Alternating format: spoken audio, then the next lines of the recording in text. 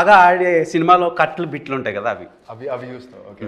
So అట్లాంటి కట్లు బిట్లు కూడా చాలా ఉంటాయి సినిమాలో. సో నువ్వు కట్ చేయలేదు, మొత్తం బిట్టే బిట్టే 2 గంటలు బిట్టే ఉంటుంది. ఓకే ఓకే కట్ చేయబుద్ది కదా రేపు.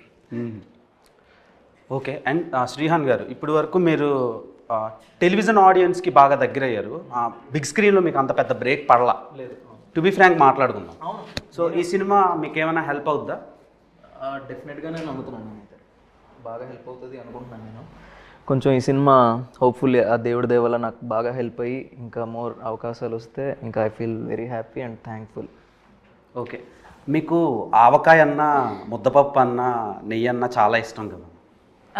అన్నం పెరుగు పచ్చడి, ఆవకాయ పచ్చడి కలిసి ఎప్పుడు తిందాం? పోదామా?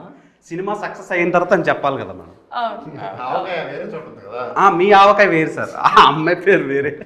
సో మీరు ఆవకాయ అని ట్రెండ్ చేశారు, కానీ ఆమెకు ఆవకాయ ముందు నుంచి ఇష్టం.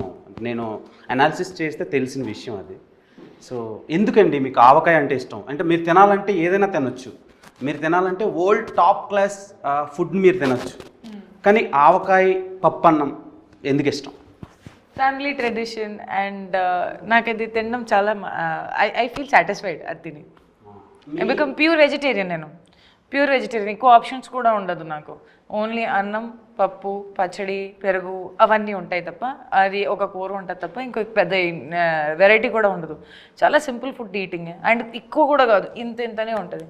సో దాంట్లో నేనేమనుకుంటాను, అన్నం, పెరుగు, పచ్చడి